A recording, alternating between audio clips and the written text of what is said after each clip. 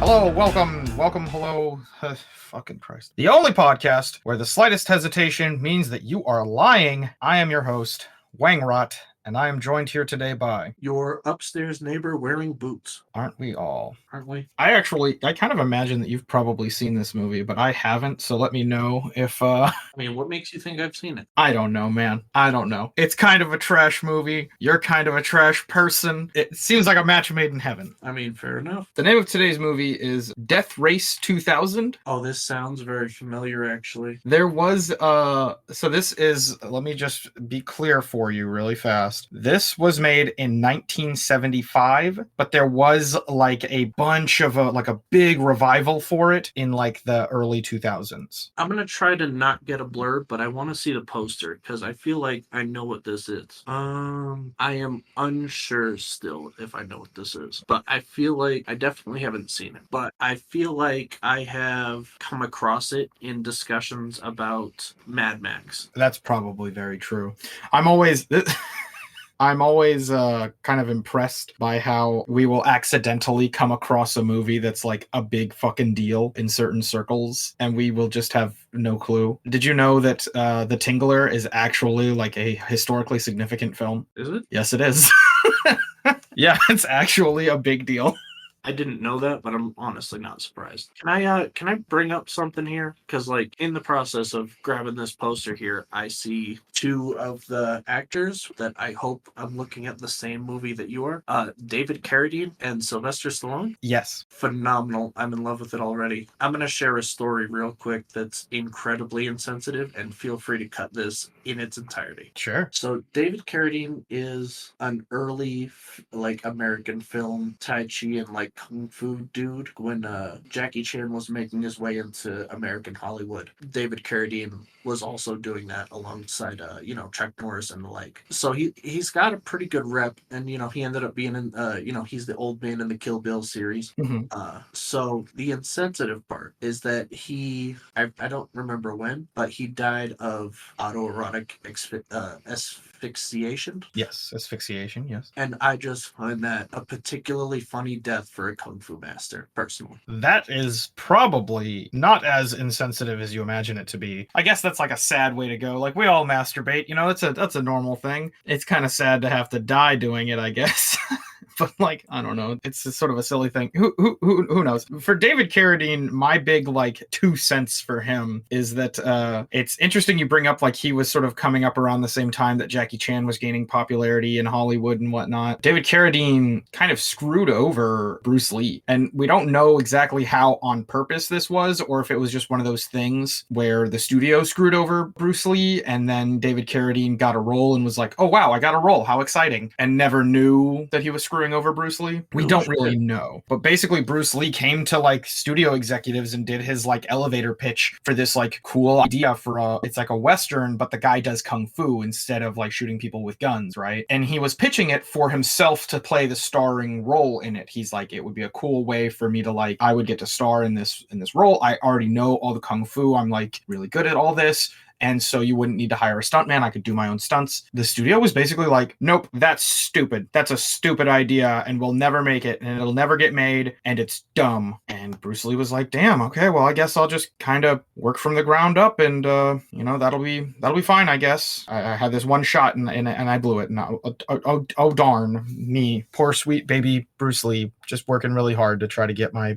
big break in Hollywood. Dango. Sure enough, the television show Kung Fu comes out starring David Carradine like very shortly after that meeting, and it's literally the same show that Bruce Lee pitched. Oh shit. And it went on for 3 seasons, so clearly people really liked it. I don't know if Bruce Lee would have been super happy with the title Kung Fu, but like that might have been one of the things, maybe in the meeting they were like, yeah, we could title it Kung Fu. Don't you think that's kind of a stupid name? And they were like, get the fuck out, we'll never make this fucking show.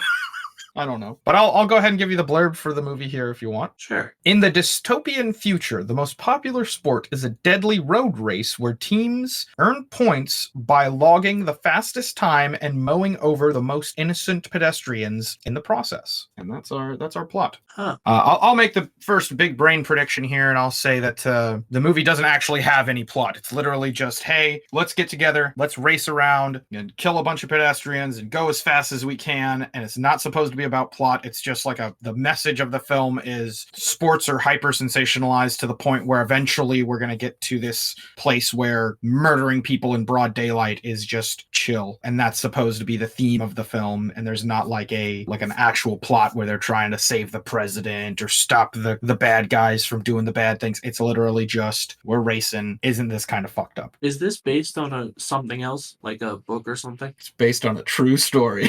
No, I have no clue. I can try to poke around really fast. It is adapted from The Racer, which is a short story. So the first thing that came to mind for me was you've seen The Running Man with Arnold Schwarzenegger, right? Yes, I have. So have you read The Running Man, the book? No, I have not. It's an entirely different thing. Love that. And so anyways, that came to mind when you were describing this, because when you're like, oh, there's, no big plot with, no big themes. I'm like, did it at one point have big themes? The Running Man with Arnold Schwarzenegger, the movie, was basically like American Gladiator, the movie. Mm-hmm. And The Running Man, the book, was about like 30 people that had to keep running, and every now and then the last person would get shot. Well, I mean, they could do something with this movie where it's like, maybe the government is like, following this race. Maybe the race is just like constantly happening. The race has to constantly be going on. It's like the whole country has a circuit around it, and it's just constantly going. And your city or your,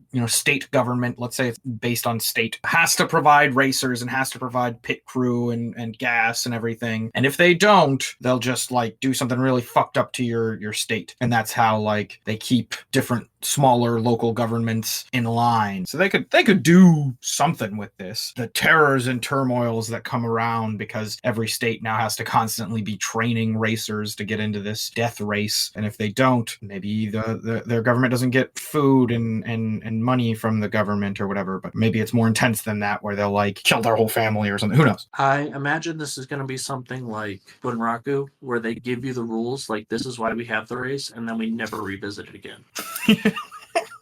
Why did we start doing this race? Don't we already have sports that are like brutal enough? Speaking of sports that are brutal enough, I think we need a separate football league that's just people who are freely allowed to take steroids.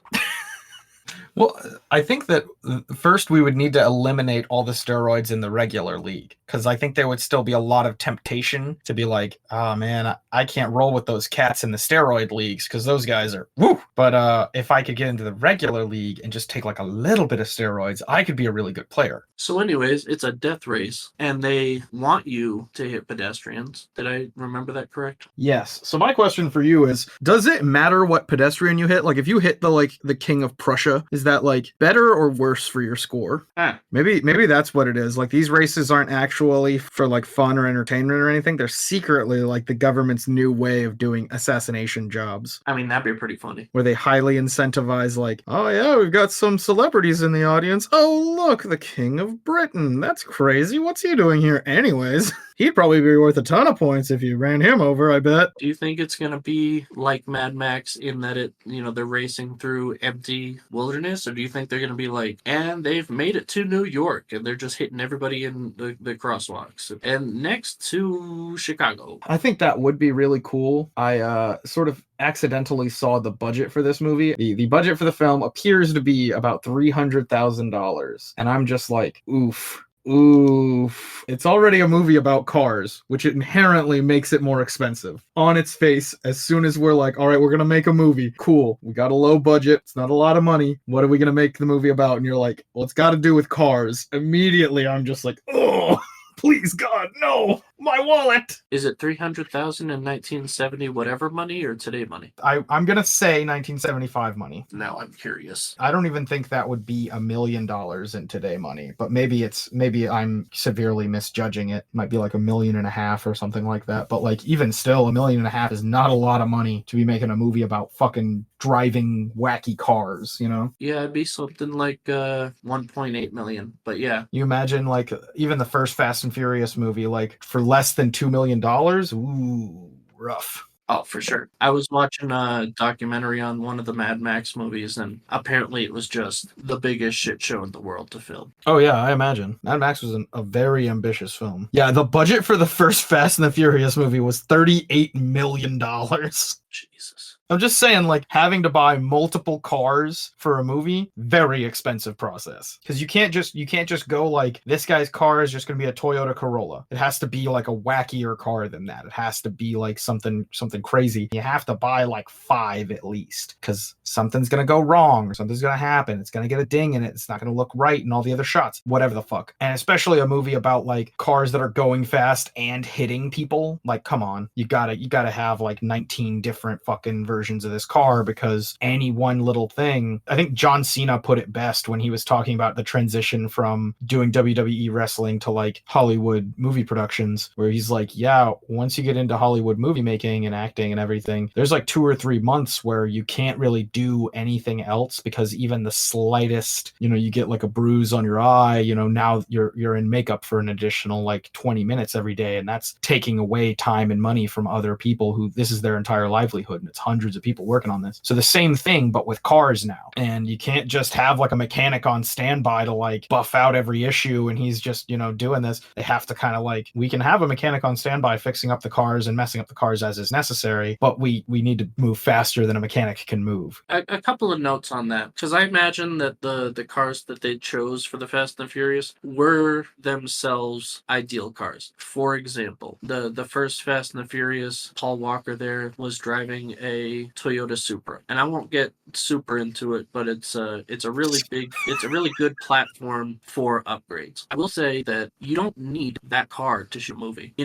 So there's a thing called kit cars, and basically you get a generic frame. You can make one or you can buy one, and then you get this kit to basically just make the body look like whatever the car that you're trying to drive, and it's not actually that car, but the body looks like it. So I don't know how expensive it would, because you're shooting a movie. You don't actually need your Supra to be doing 180. Right. So I don't know. I feel like it doesn't need to be as expensive unless they actually got those cars, which is ridiculous. For Christine, a movie about a killer car, a car that would kill, they did have to buy a lot of different cars, some of which were, this is the model that Christine literally is, and then some of them were like, this is a model of a similar looking car, and we'll just use it for the scenes where it's not like the full body of the vehicle, Yeah, what kind of car was Christine supposed to be? Because I remember it was an oldish one, but I want to say it's a Chevelle. One of them classier cars. I can't remember myself, but they had 2 different models for Christine. They might have had more than 2, and that was like one of the workarounds. There's obviously going to be workarounds, but they bought a lot of different cars in order to shoot that movie, just because they knew, and I imagine this movie's going to be very similar, they knew that they were going to fuck that car up a lot. That's insane to me. And I don't know if that's just like, hey, this is, a Hollywood production, we gotta kind of like slap this bad boy together. Speed is more important than how can we do this like the cheapest. You have like, have it fast, you can have it cheap, or you can have it good. Or you can have it good, and Hollywood wants it good and fast. So right, they've got a day on location. They don't have time to like make a reasonable approximation of the car. So it's better to either have exactly the car you need, or a car that looks close enough and you can just do some fucky camera stuff with it. That's like such a huge thing too. You're gonna come across problems when you're making film. The answer a lot of the time is do fucky camera work. Just do fucky camera work. Or close enough will do it. Those types of like mantras that filmmakers have, where it's just like, this is about what we're looking for. It's fine. C's get degrees. Sadly, I imagine perfectionists don't get far in filmmaking, except for the few like very eclectic specific examples. I mean, that's another phrase that it's pretty common.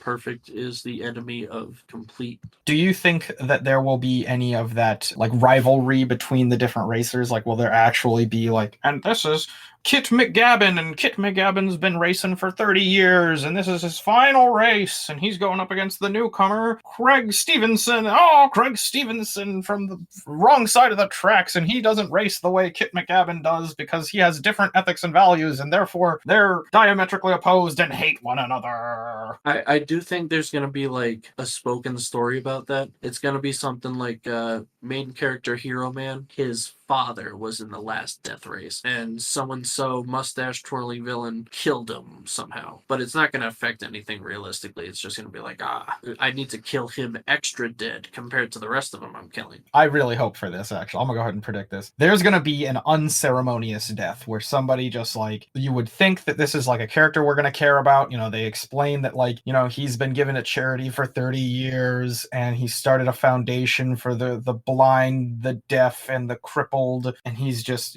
such a helpful and wonderful guy. They're like, all right, and we're about to start the race. 3, 2, 1, flag waves, cars start blasting off of the starting line, and his car just explodes and he dies. And they're just like, oh no, Saint McGoodington just hella died, and then they just move on. I'm hoping for some Spy Hunter bullshit where it's like magic oil slicks and little fucking javelins poking out the spokes of the wheels and shit, like go gadget bullshit. Do you think we'll get like an announcer that like announces the things that are happening, or are they gonna forgo that for more of like a what do they call that show? Was it Knight Rider? Yep, with the car that talked. Yeah, and that was like more of the narration came from sort of the back and forth in the car between the guy and his car. I think the name of the car was Kit. Yeah, there's this old cartoon called Wacky Races that was like a Hanna-Barbera thing. Yeah, I love Wacky I'm hoping Races. that there's some of that in there. Like, I don't know how serious this whole production's gonna be, but I'd like it if it leaned towards less than serious. So are you hoping that like the various racers will be like almost cartoon characters where they're like silly and goofy and over the top, and they have like, oh no, it's Saint McGoodington's classic Holy Cross that he holds up and it blinds the other racers, and oh no, that type of thing? Right, like something like Speed Racer where he's like, oh no, I'm gonna lose. And then it's like, no, your friends are cheering for you. It's like, yes, through the power of friendship, I found the last quarter-inch of gas pedal.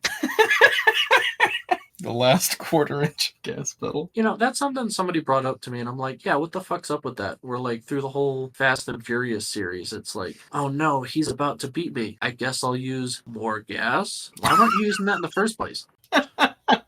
Yeah, it seems like more of the focus should be on like shifting effectively, and certainly that is an aspect of it. Like they do show that, but like as an audience member, I don't understand like competitive shifting, I guess.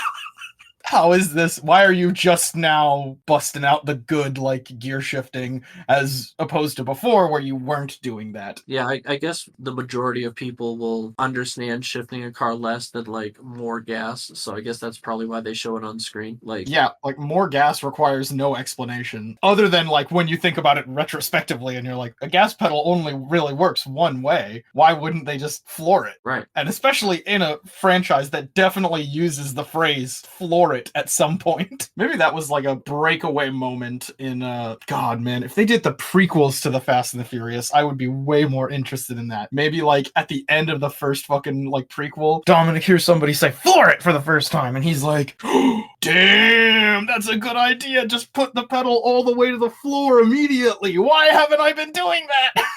Is Triple X part of the Fast and Furious franchise? Not yet. That's a good prediction right there. For some reason, when you said Triple X part of the Fast and Furious franchise, in my mind I thought Triple H. No, I don't think he's in it. Is he? Is Triple H in it? Could be. I wouldn't be surprised. They're getting all these wrestlers into movies nowadays, which I'm super on board for. But like Triple H and Fast and Furious doesn't seem like a thing that's happened.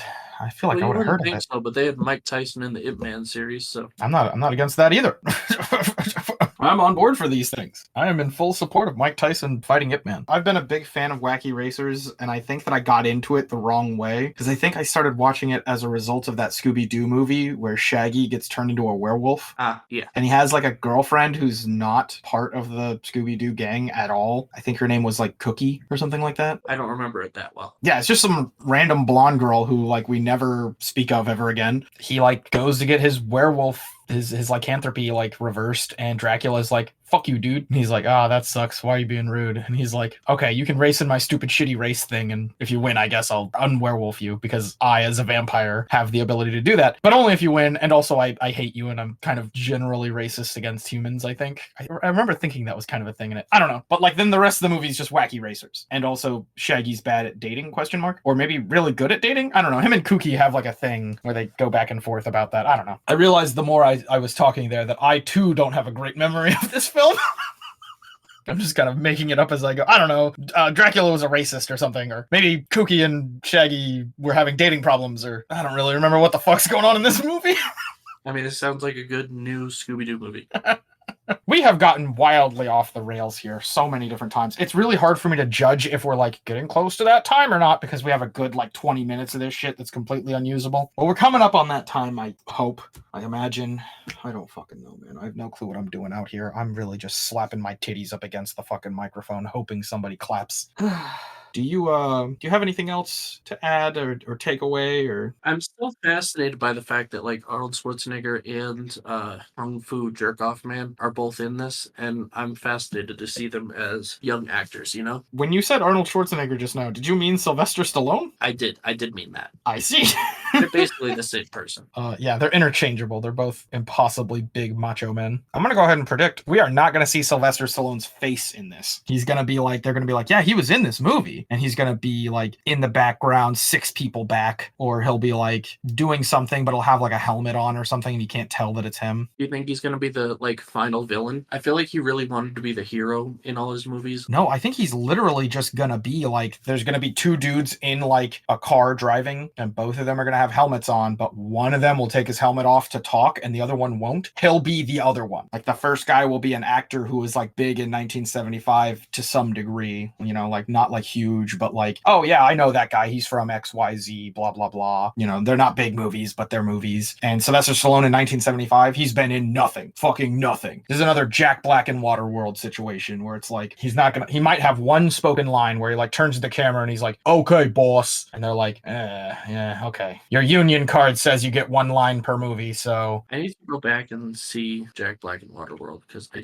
I haven't. And I'm like, I've heard you say the fact and I just don't know. I am pretty sure he's just Guy Manning Machine Gun or some bullshit like that, but I can double check. Yep, Jack Black is credited as pilot in Waterworld. I'm not even certain he has a line. He might have like a line as he's like looking out the side of the door or whatever, and he's like, "Rah!" He's got 1 line and it's ARG. Yeah, it's just something bullshit. It looks like he's in like an airplane or a helicopter or something like that, so I could see him like turning his head out the fucking window and saying like, oh, get over there, guys. Whoa. No shit. Yeah, it's clearly him though. It's just that there's a lot of like he's wearing like a hat and like goggles and other shit, but you can tell, and they do credit him as pilot. Fascinating. Yeah, so I think it's gonna be another one of those situations where it's like, oh, Sylvester Stallone's in this, but like, no, he's not really. He's literally in it, but it's not like how we know Sylvester Stallone movies. Like, it's not fucking Rambo, you know? Right, his abs are in it. Yeah.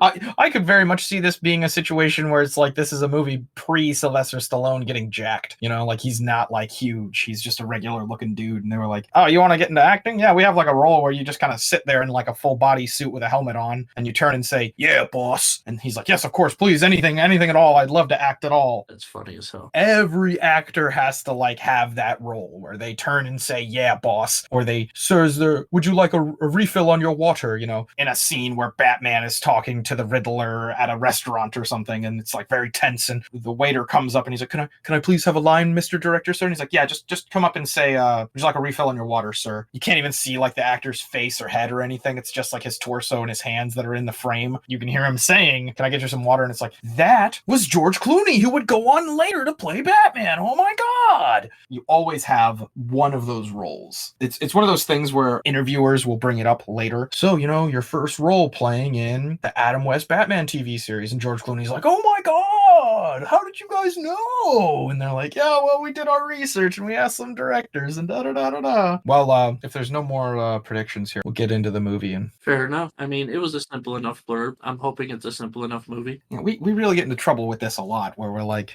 Oh, the blurb is basically just that there's a death race, which admittedly that kind of was the blurb here. And then we get into it and it's like this deep ass story about like the meaning of human life and how we should all cherish one another, and like the planet is like a sacred place and the government is this great deep dark shadow evil, and we're like, damn, Death Race did not need to go this hard. It's Starship Troopers. Yeah, it's Starship Troopers. What's that about? Well, I don't know. There's like bugs in space and we gotta go kill them. And then you watch the movie and it's like, oh god, we are terrible. Human beings are terrible. We just cause wars for no reason and we're killing these poor innocent buggo boys, and the buggo boys didn't do nothing wrong and they're terrified of us, and holy shit.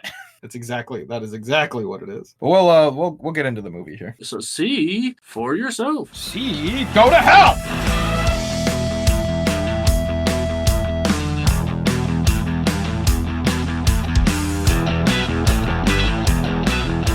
All right, race fans, we are back!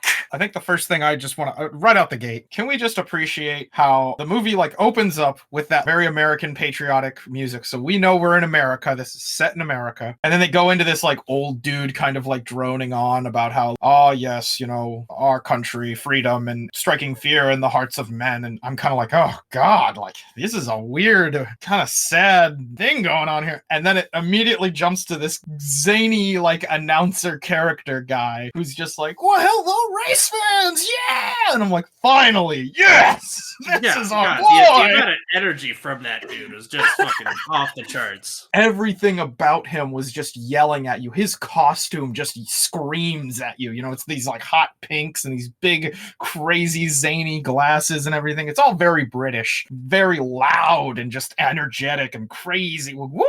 You know, I loved that character. And to be honest with you, I see the striking similarities between him and myself as like a provocateur, as like, oh, I've got to keep the energy high. I've got to keep people interested. I got to work really hard at this. You know, I see it. You know, he's basically the see for yourself host that I am aspiring to be. He's the type of person, like, fucking, you know how sometimes you give someone the note, like, we need a little more. And so they're like, louder is what I heard. But, like, this guy isn't that. He was very much like, more? You want more? Fucking, I'll give you more. It's like he did, we complain about that sometimes, where it's like, we're always afraid an actor will hear, like, we need more from you, and they'll just be like, oh, okay, you need louder. He did that, and also did more. Like, he gave you louder and more every time. And they're like, could you give us a little bit more quiet? And he's like, oh, you want quiet? All right, I'll give you less then. And they're like, no.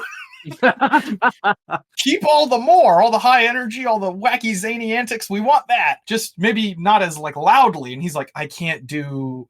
They're mutually exclusive. They're the same. Loud and high energy. They're the same in my mind. Right. If you want me to be quieter, then we're gonna get real dark and depressed. All right, quieter. Oh, hello, race fans. I'll introduce the first racer. What I wanted to open up the floodgates with was that for all the negging we do on the French people in general, we finally got a movie that's like that was the fucking scapegoat. It's like, oh man, the rebels are fucking up the race. No, there's no rebels. It's the French. It's the French. I don't know if that's just a part of British comedy where they're like, all right, who's the bad guys? They had an opportunity in this film to make the Nazis the bad guys. And certainly the Nazi characters weren't like the good guys in this movie, but they weren't the bad guys. I mean, fucking on like a scale of good to bad guy, they were definitely like way in the good guy side. Like they were straight up like, oh, those lovable Nazis, or the fucking, fucking just making wordplay about it. And fucking, yeah, it's like they loved them. I think that's such a good political, social commentary on the way that other countries view America. Like, America is so wishy-washy with, like, who's the bad guys and who's the good guys this week versus next week versus last week. I'm sure there's going to be some week, any day now, where the Nazis are the and look where we are. It turns out there's a whole section of our country that's like, yeah, the Nazis not so bad, you guys. Fucking hell. No. Those weren't the real Nazis. Like actual, like all right, buddy. Fucking, I feel like the need to make that qualifier really fucks up your whatever argument you're making. But yeah, she was like a fun character. Like fucking when she ran over so and so's co-pilot, or it's like her catchphrase was like Blitzkrieg, and it's like it was just lots of fun. That lady said Blitzkrieg every chance she got. She'd drink a soda and be like, "Oh, what is this?" And they're like, "It's Diet Coke," and she's like, "Blitzkrieg!" Like, she would just say it all the fucking time. I think if we pay attention to the movie, she only says it whenever she actually kills someone. But right, but like there's like 3 times, and it's just let's be fair, fucking it's not like even that is an appropriate use of the word Blitzkrieg. So I mean, fucking, I'm surprised she wasn't like shouting it during like the little massage scene, like, oh yeah, Blitzkrieg right there. honestly, I think I would like her character more if that was the only line she had, was just Oh, Blitzkrieg. that's good. Yeah, and now we have the Nazi driver rolling up on the track. He's like, Blitzkrieg! And then, later, the guy that she's driving with is like, wow, do you really think it was a good idea to run over her navigator like that? And she's like, Blitzkrieg! And it's like, Were you surprised by how quickly they revealed that Frankenstein had no, like, facial deformity? And then, like, almost immediately after that, like, first opportunity they get, they show that he has no physical deformities at all. Yeah, it took me a little bit there to like catch on that like the whole bit is that it's, a facade or whatever. Because like the first scene that we get that, he's like, you want to see the face? You want to take the mask off? And she's like, I do. And she pulls the makeup off with the mask, and I'm like, there's no fucking way. And I was like, oh, and they left it in there. Wow, that's a choice. And then yeah, fucking, I've got this note here where it's like, they're like, oh, is this the arm that got replaced in Sweden? They're like, yep, and my leg in 94 and my other leg in 95. And then he's like, no deformities whatsoever. So it's just like, yeah, it's just, we did such a good job that it almost looks like there was no surgeries needed. So don't ask about it. Wasn't in the budget. And then I guess it's revealed that like he has no deformities except for the best fucking physical comedy in the movie when he takes off the glove and has a hand grenade. Yeah, the hand grenade bit had me rolling. Probably the best joke in the movie, and they don't even they don't milk it at all. They're literally like, yeah, I had this grenade placed in my hand to assassinate the president when we shake hands after the race. And they were just like, yep, that is the thing you did. Oh, that's beautiful. They just let that happen and gloss completely over it, let the rest of the movie roll. And I respect that. It would not have been out of place for them to like really ham it up. Like, it's a hand grenade, like just staring at the camera and fucking beep. Yeah. For the record, this movie is an hour and 24 minutes long. If they had spent those 6 minutes just hamming it up about the hand grenade, I would not fault them. Oh no, fucking not at all. I'm gonna yield it to you. You were right about Sylvester Stallone. I said he was just gonna be like a guy sitting in the side of a car and you never even see his face and he's just in the movie, kind of. Nope, he's in the whole damn thing, and what a fucking character. So I was gonna ask if this is like clearly for him to be like headlining on it, for them to be like, banking on that recognition. Was Rambo made before this or something like that? Because I feel like that opening scene where he's like just fucking shooting his Tommy gun into the crowd with the very Rambo only using one side of his mouth to scream fucking face. Basically, I'm asking, did Rambo come Johnny Tommy Gun Man? First of all, we should keep in mind the first Rambo movie is not titled Rambo. It is titled First Blood. Correct. And it came out in 1982. Oh, so really the Rambo series is a ripoff of Death Race 2000. A little bit. And Rocky came out in 1976, which would be 1 year after this movie. Damn. So yeah, the big movies that we know Sylvester Stallone for are not, they all come after this one. In describing like, hey, everybody has like those first movies where they're not really in them. They're just kind of like a background actor or whatever the hell. Even though Sylvester Stallone is like a huge part of this movie, he's on screen pretty much all the time. This is like one of his earlier performances. I mean, I get that because when I saw him, and especially with him being like cast as the underdog, I was expecting him to be the main character, and he's kind of not. Like, he is a main character in that, there's like 4 racers and he's one of them. There are 5 racers and he's one of them. One of the racers just gets killed off very early.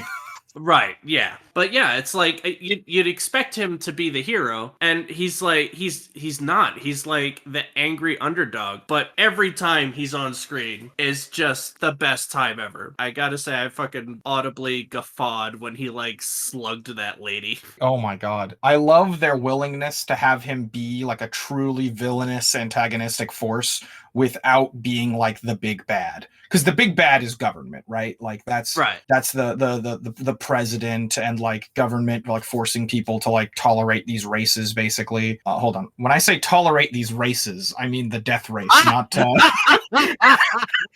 Oh god, that should be clarified. Sometimes I'll see these videos on YouTube that's like, oh, such and such out of context, and it's like that's gonna make the supercut right there. I should give another take of it where I'm like tolerating these races.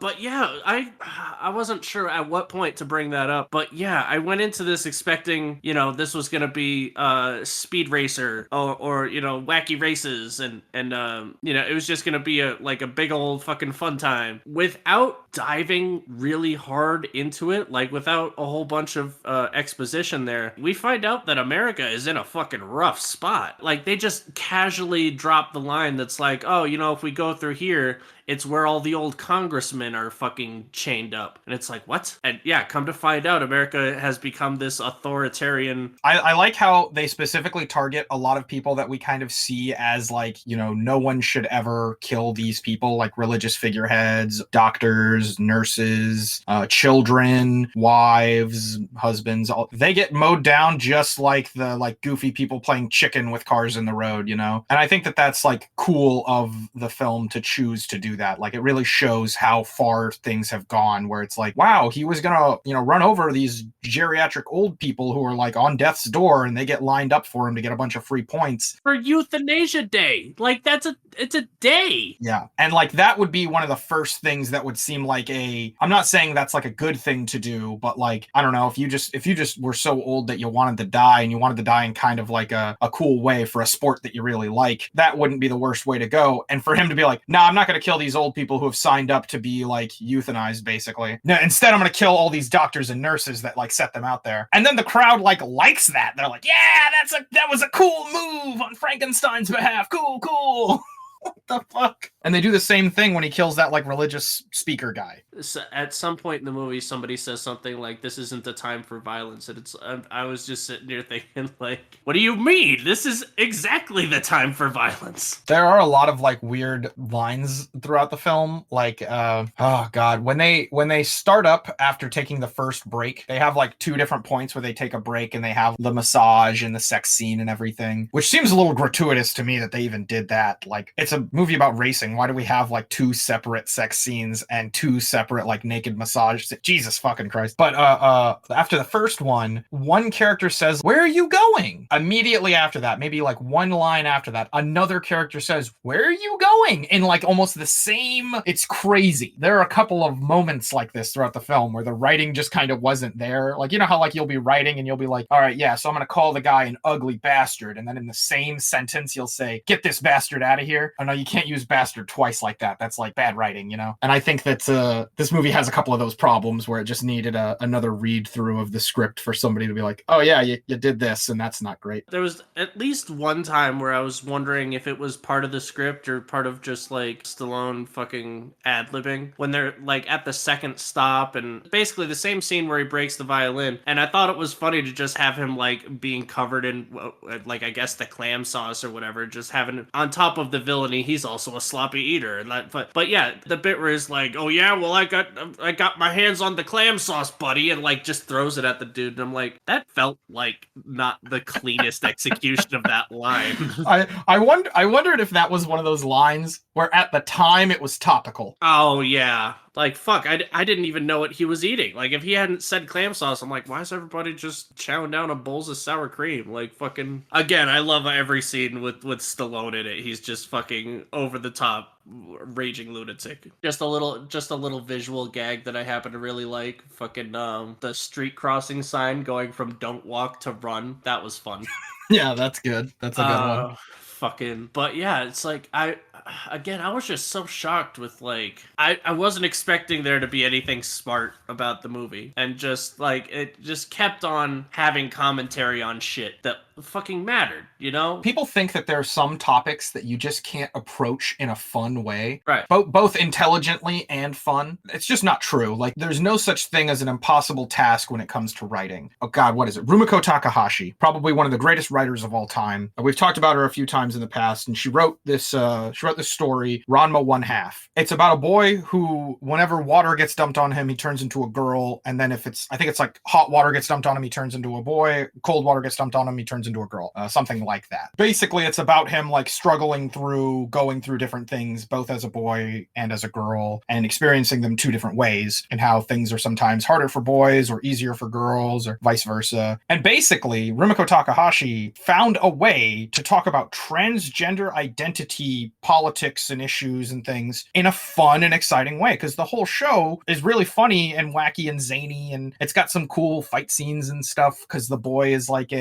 he's training to become like a martial arts expert. That's like a fun part of it. But I feel the same way about Ranma 1/2 that I feel about Death Race 2000, where it's like they wanted to talk about American hyperviolence and like the crazy degree of fetishism that we have towards sports, and the way that our government influences even our entertainment, and vice versa. And they found a really fun and just stupid and goofy, wacky way to cover that. It's also kind of makes you think about these things, you know? Oh, for sure. Like, we open up to a very American-centric, like, they're talking about how it's an intercontinental world race. They're just driving from fucking New York to California. At no point did they cross a continent. At no point was it a world race. I don't know. I think that's an interesting thing, you know, when we talk about, like, the World Championship Series, and it's just like, no, it's the 16 teams in America. Yeah, I was hoping for more of those. I'm gonna mention it because it's our most popular episode. More of those sort of like miniature vignettes, kind of like they had in Bunraku. The car chase scene in Bunraku had these, you know, where they're like just using like a little toy car instead of a real car, but it gets like the idea across, you know. I was hoping for more of that in this movie, and there was zero of it. None of it. These are all real cars on the real road. Obviously, I understand that movie magic is just kind of, yeah, we have a car in a studio that's not driving anywhere, but we have a fan blowing, so it looks like their hair's blowing in the wind. Our audio engineers make it sound like the engine's running, but it's not. I mean, I do feel like the cars were on the road. I think they may have, sped up the footage or whatnot for safe driving practices or whatever, but... Yeah, a lot of it is going to be a mix, you know, but because not every scene is going to be live footage of them on the road. That would be wildly expensive and impractical. Probably a lot more than what would be done today, especially in 1975. They used a lot more practical effects and a lot more, we're just going to shoot this as it literally happens. But there were definitely some shots that were like clearly in a studio somewhere. All I mean to say is that, I don't know, I think we could have done the intercontinental idea, and it would have just been like, all right, we're just going to have like a couple of miniature race cars driving by a miniature figurine of the Statue of Liberty or the Eiffel Tower or the, you know, whatever. Oh, they're driving through Paris, look! And then miniatures, you know, and that's how you do that shot cheaply. That would be fun. I'm all for, whenever I see the use of miniatures in a movie, I'm always super enthusiastic about it. Even if it's done very poorly, I'm always like, yes, play with your toys, but for millions of dollars, $1 million toys, go. I love the design of all the cars, and it just kind of felt like there wasn't a huge payoff for it, you know? Like, they were just iconic and easily distinguishable, but, you know, like, at no point does the two Tommy guns sticking out of fucking Machine Gun Joe's car, they don't ever get fired, and the big old fucking bayonet hanging out the front of it, like, really, that only ends up in a payoff when it's like him and Frankenstein are having their fisticuff scene, and he's like, oh no, I'm gonna get stabbed by a car knife, and then he doesn't. I do like that David Carradine didn't pull out any sick kung fu moves. He's just, I'm Frankenstein, I'm a capable fighter for whatever reason, and I'm just gonna beat the shit out of, what was his name? Joe McTurbo? Machine Gun Joe? Something like that? Oh, yeah, Viterbo. Yeah, Machine Gun Joe Viterbo. What a fucking name. That was another thing. A lot of the names for these characters are fucking cool. Right. Joe Viterbo. Matilda the Hun. Yes, Matilda the Hun. I don't know why that name is so cool, but it is! They did do the thing where this is set in the year 2000, and like... the dystopian future of 2000, and it's like, oh god, I love that. I love that. Are you ready for the part of the podcast where I just give you strange facts that you did not know? I love that part. Would you care to guess the budget for the film? Oh god, they had to have like a huge budget for this, right? Yeah, sure. In $1970, $900,000. Ooh, so close and yet so far, my sweet summer child. 300,000. Really? Okay. All right. I like how you didn't go into the millions territory. Do you care to know how much it made in the box office? Like we're talking about like opening weekend type shit. No. This is box office, so this is like as long as they were tracking how much it made, so probably the entire theatrical run. Okay, 2 million. 5 to 8 million. We're unsure on the exact details here, but 5 to 8. I mean, I believe it. I'm surprised the budget was that low. I mean, I'm sure the cars were just fucking like paper mache shells over go-karts. So maybe I'm overestimating that. But like they had fucking big explosions. So I mean, I imagine that those don't always fucking go without a hitch first take tries. And they had planes that exploded in this, so like that's really expensive. No matter how you fucking hash it, a plane is an expensive prop. Right. Do you know who directed this? I'll go ahead and give you a name. That way you can tell me. Paul Bartel. Do you know him? Do you know what he looks like? No, Do you know? no, I don't know who this is. Yes, you do. Do I? He was in the movie. God damn it. Was he the rebel man that flew the plane? No. He obviously really liked the character of Frankenstein, so that's my hint. Do you have another guess? He's only in one scene. He's only in one scene. Is he the president? No, I like that guess, but he was the doctor that introduced Frankenstein. Oh, okay. Yep, the one who's like, oh, he should be coming to any moment now. And then he literally sits up. I know, I love that. I also loved the, I don't remember her name. She was one of the other announcer people, or she was maybe like an interviewer or a reporter or something. Yeah, so I wanted to bring up her name because I forget her first name, but her last name is Pander. Grace Pander. Grace Pander, which I don't know if that's more commentary that they just like snuck in there about, pandering to your audience or whatever. Maybe. Oh my God. What? Nero the Hero, who is a character that I don't remember in this movie, but he was played by the guy who ran the Cobra Kai dojo in Karate Kid. No shit. Yeah. Nero the Hero was the first one to get blown up by the baby bomb. That makes sense because Nero is a Greek. He was a philosopher, Nero was, right? My understanding is he was a Roman leader who famously played the violin while his city burned. Okay, well, maybe just a lot of people who are philosophical attribute things to him. I don't know. But yeah, he was a figure, and he had all that, the green, what do you call that stuff? Right around his ears. That was his like thing. Oh yeah, the laurels. Yeah, that was on his helmet. But yeah, he played that character. That's cool. But Pander, I have problems with her character because she sexualizes like everything. And obviously this movie is very sexy for no fucking reason, but she just added to that a lot. Oh, for sure. Every chance she got, she would be like, sexy sex stuff. God, they did that to, what is her name? Carnage, or not Carnage. I can't remember her. Calamity Jane, not Carnage Jane.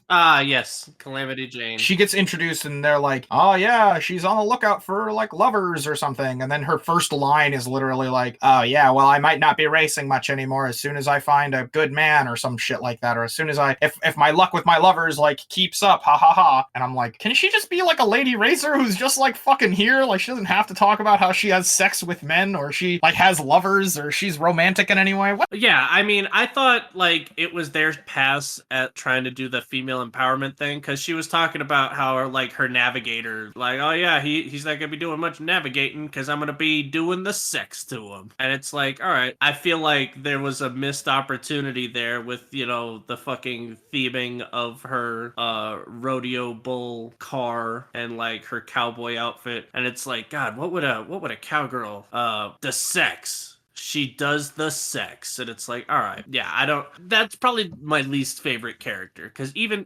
Nero was kind of like bold and haughty, and like and then fucking he had Cleopatra beside him who was like giving him the business every time he was like, oh, you're in the way, my fans want to see me, and they're like, she's like, what, they haven't seen a has-been before? Yeah, that's a pretty good one. They did have a line where they mentioned the like connection between Calamity Jane and her vehicle being named the Bull, but I didn't understand understand the joke. I think I missed it. It's something like, when they call you the bull, they're only half right. Oh, because, yeah, something bullshit. Yeah, I guess maybe it's something like that. I feel like that line could have, again, it's one of those points where I'm like, they could have workshopped this line a little bit, make it more clear, Yeah, you know? yeah. I think that they were just like, people are gonna come see Stallone in a death race, so like. Well, no, the big draw for this movie is David Carradine. Oh, that's right, because Stallone is like basically unknown at this point. Yeah, he's been in like maybe one other thing. David Carradine has been in shit. That's why when the movie opens, it's David Carradine in Death Race 2000. So like that's how you know this is what people are coming for. Stallone is definitely like the second main character. Yes, I agree. It's either him or it's Annie Smith. What a fucking lame name. Right. Next to fucking Cleopatra and Calamity Jane, and even Grace Pander is a cooler name than that. Right. But yeah, Annie is probably the next biggest character in the lineup, which is nice to have like a female lead, but it's shitty that her character is basically just like, yep, I'm here to perform the job that I have been given, and the job I've been given is have sex with the driver and tell him where to go. She does get to drive at one point, so that's kind of cool, but that's like as cool as they're willing to be with her, you know? Right. I also don't like how the movie ends with her getting married. I definitely think that like something screams to me that this movie was put together and they were just like, yeah, it's gonna be a death race. It's like, how does it end? He kills the president and so becomes the president, and then that's the last race. And it's like, I feel like when he's fighting for the liberties of America, staging a coup is perhaps not like the best way to have done that. I think it would have been a lot cooler for, you know, them to have killed the president and then and either the lady running the revolution, Annie's mom, or Annie herself becomes president. And we don't need the marriage scene at all. It can just be like implied, or there could even be a line where it's like, oh, Annie, our first, you know, woman president, and which, by the way, would be wildly optimistic for this 1975 movie. Oh, yeah. In the year 2000? But Annie gets to be the president, and then there's like an implication that Frankenstein is her first, you know, man, or first, what's the version of lady but for guys? Is it the first guy? First gentleman? First, yeah, ladies and gentlemen. So first gentleman, and that could have been cool, and a cool way to like actually empower women at the ending. That doesn't change the ending at all, actually. Like the ending still effectively can be the same. I do like how the last kill of the movie is the announcer guy. I think that's great. I love that.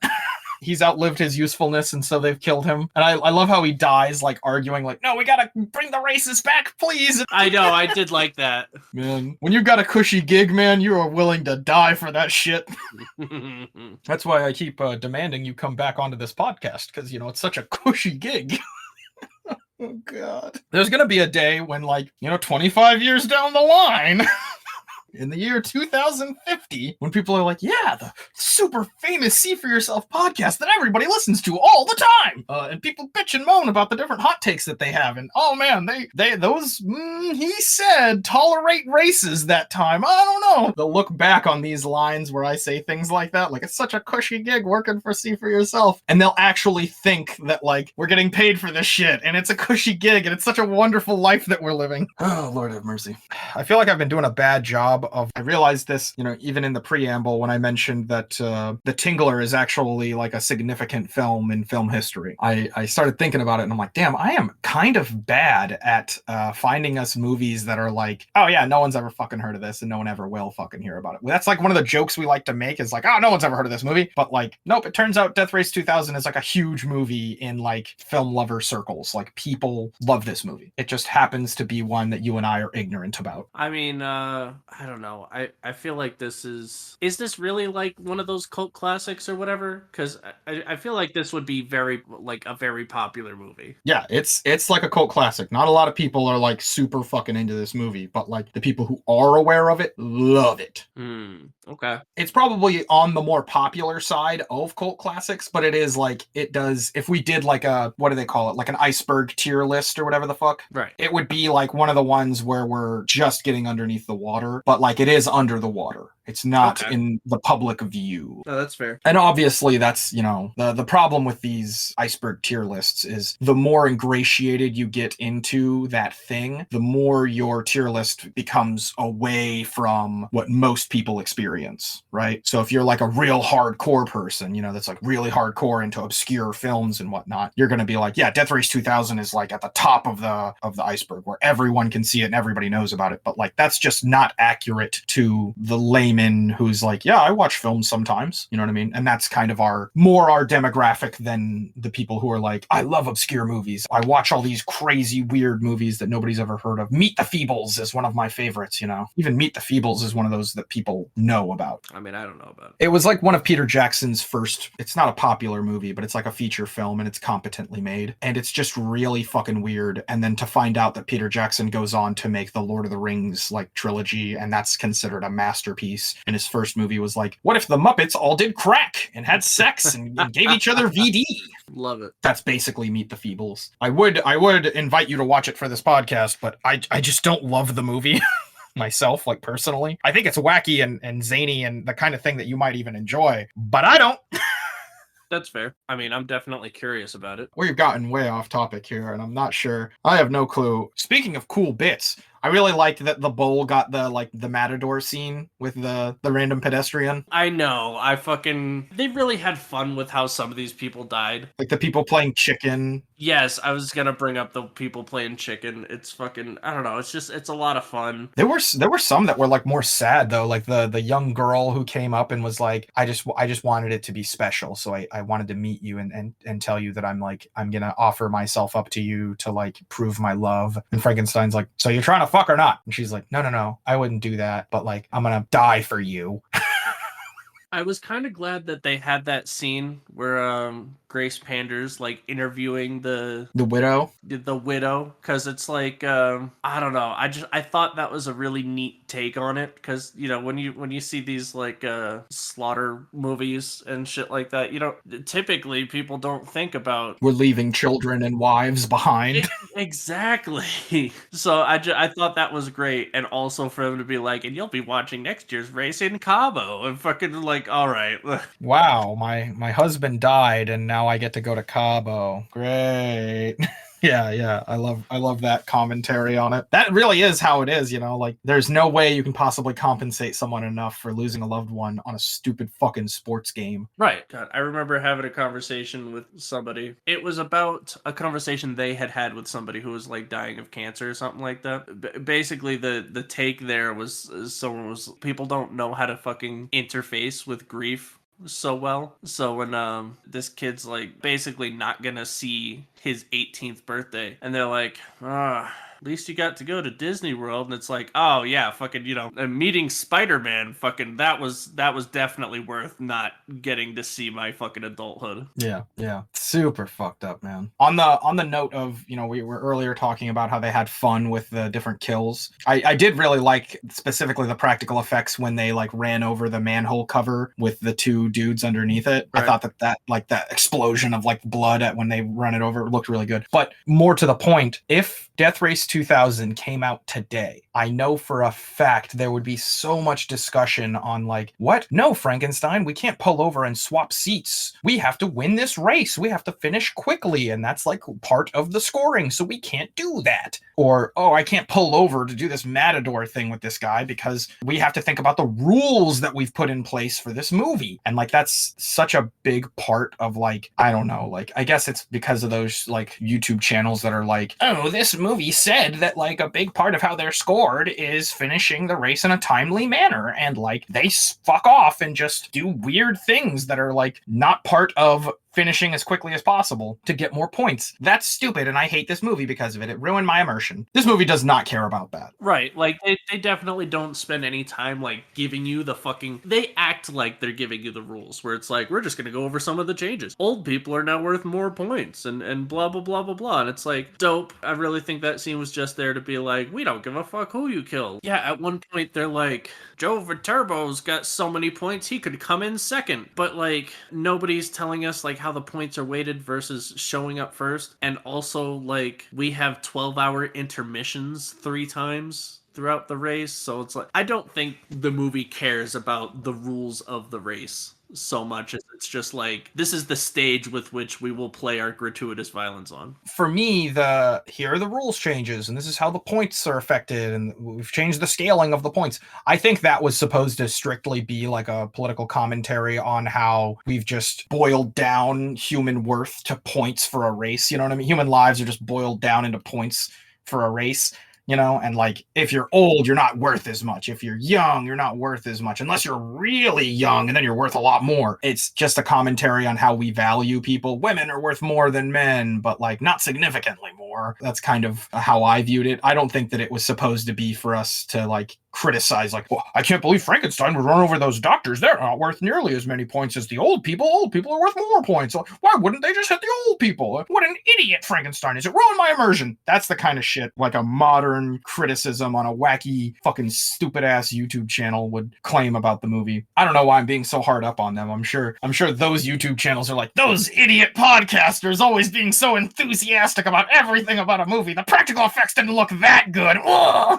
You know what? That's what we'll do. We'll make a YouTube channel where we just hyper fucking criticize every little thing about a movie, and then we bitch about podcasters who are just so enthusiastic about everything. That's what we'll do. That's our next move. God, there was so much unnecessary nudity. It's literally just like there. We talk about this pretty frequently, where we're like, there's good nudity and there's bad nudity, and like, how do you know the difference? When is it good? When is it like, you know, unnecessary and bad? Like, you know. And I will say that maybe this movie was trying to do it the good way, where it's just like, hey, these are just naked people and that's fine. But the problem is all of the dudes always have like that like perfect amount of coverage where they're like, oh no, you can't even see the suggestion of male genitals. Ooh. But like the women are always like, oh no, my boobies and my butt are always in frame somehow at the same time.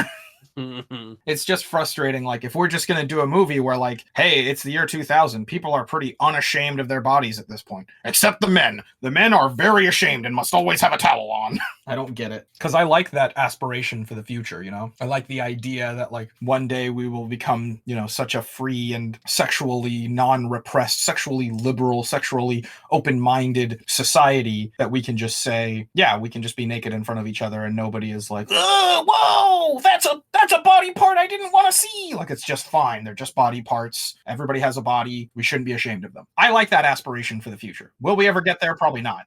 Oh yeah, probably not. But yeah, I think it was just like, you know, fucking we've got titties on display because we can. And $300,000, not like a low budget movie, but it is still a budget film. And so, you know, these are the hallmarks of a budget movie, right? Like, we got to have nudity in there. We got to have violence. We got to make this movie like worth watching for people, make it sensational, make it exciting. And how do we do that? You know, include a lot of kills, a lot of gore, and a lot of naked ladies. And absolutely no naked men. Every naked man takes $10 million off of the box office. Exactly. One Sylvester Stallone testicle on screen, and we have to pay $2 million to put this movie in theaters. They take $2 million from us. I don't know. It's one of those things where like, it's kind of fun, but the more you think about it, you're like, that's fucking weird. I also thought it was kind of weird that Frankenstein's car was just like a lizard. Yeah, like I was wondering, like, fucking they couldn't have done, I don't know, was Frankenstein fucking covered under, like, did somebody have a copyright on fucking Frankenstein or something like that? Because I just didn't understand why they didn't have, you know, the bolts like, he had the bolts coming out of his helmet, so I don't know why he had to be the lizard. Yeah, even if they just gave him like a black car, it would have been like, oh, okay, because he's wearing that like black leather full body suit. It makes sense that at some point he would just be like, yeah, just make my car like a black car, fuck it. Maybe put like a skull on the front or something to be kind of like badass and like, you know, flashy like the other cars are, but like not overdone. Frankenstein as a character seems kind of like toned down, especially compared to everybody else. He's sort of just like very serious, and I can't tell if that's just like them telling him like, hey, you're supposed to be like the straight man to everybody else's wacky zany characters, or if like David Carradine's just like, yeah, Sylvester Stallone is like, he's acting it up, he's hamming it up, I'm not gonna try to fight fire with fire here, you know. Maybe that's like his personal acting choice. I have no clue. When you're dealing budget production, you kind of just let it happen. Whatever the actors want to do, that's what we're going to do because we don't have a whole lot of time to fine tune this. But hey, we are kind of coming up on that time. Do you have any last remarks you'd like to make about the movie, or last thoughts you had? Or remember the part where Sylvester Stallone is so pissed off at the crowd for cheering for Frankenstein, he pulls out a gun and wildly fires it into the air in public. I love that there's just that animosity throughout the whole film. Like, fucking, they get to that one bit where it's, they're hanging the Welcome Frankenstein. He's like, hey, where's my Welcome Joe Viterbo fucking banner? And then, he leaves the guy's death up to his coworker. And I'm like, what the fuck? And the coworker's like, yeah, kill him. Hey, fuck that guy. Oh, God. That's how this podcast is going to end. The first annual death race, and me and you were putting up the banner for some reason. They're like, yeah, they covered it for their podcast. We'll hire them to do it. And we'll be like, please, we need the money. You and I will be putting up the banner, and I'll be like, well, you're better with, this handyman stuff. I'm just kind of the pretty face. And you'll be like, okay, I'll climb up there, and, Joe Viterbo will drive by, Steve McSpeedy Kill will drive by. And he'll be like, where's my Steve McSpeedy Kill sign? And then he'll have you, dead to rights. And he'll be like, well, what do you think, Mr. See for yourself? What do you think I should do with this guy? And I'll be like, yeah, kill him. Go out in a blaze of glory, the way God intended. I liked how Matilda the Hun's navigator kind of gave me those vibes of the guy who played the dad in Honey, I Shrunk the Kids. Yeah, I thought that was mostly for the bit there where I guess Calamity Jane comes up and I don't know. I forget, the euphemism was so bad that I forget it, but yeah, she's Calamity Jane is basically likening the guy who looks like Rick Moranis. They mention how their engine is some special engine. It's the buzzer beater or the Biff bomber or the something. Right. It's a nice alliteration. I think it has bomber at the end. And she's, looking at him suggestively and saying, I hope your buzzer beater has more juice in it this year than last year. And he looks down at his pants and he's like, oh, it does. I don't know. Of all of the sex jokes in the movie, I think that one was the one that landed the best for me. Because it's if you're just listening to it, it sounds like she's talking legitimately about his car being faster than it was last year. But the visual comedy in it sells the sexual aspect of it. And I think that's the way I like these jokes to be written, where it's just a normal line on the script, but the performance and the physical comedy of it is what sells the innuendo. That's my preference for innuendo-fueled humor. But I guess, if that's the end of the episode, that's the end of the episode. I kind of feel like I gotta watch all the Death Race movies after watching There's more Death Race movies? There is a direct sequel to this movie. Do you want to know what it's called? Death Race 3000. Oh, so close and yet so far. Death Race 2050. Really? Sure. Okay. They did 25 years into the future the first time. They were like, you know what? For the next one, we'll go 50 years. We'll double up on it. Shit. All right. I can, just for fun, we'll probably cut this part out, but I can look to see if they had the same director. Different director, though. Bad form. Bad form. Yep. Should have brought back the first guy. Come on. Right. How are you going to miss like that?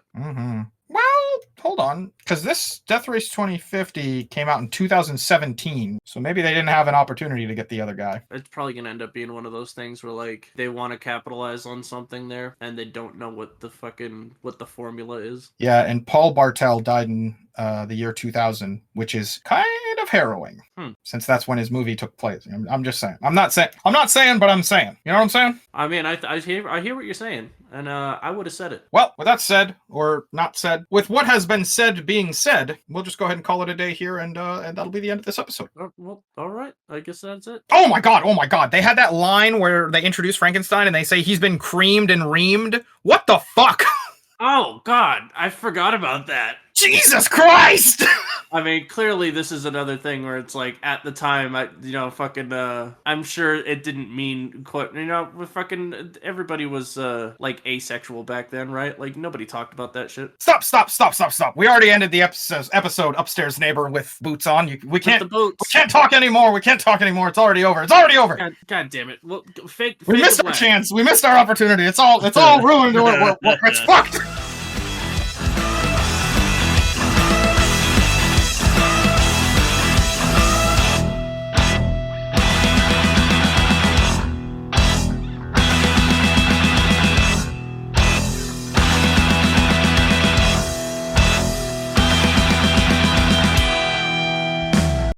Yes, through the power of friendship I found the last quarter inch of gas pedal.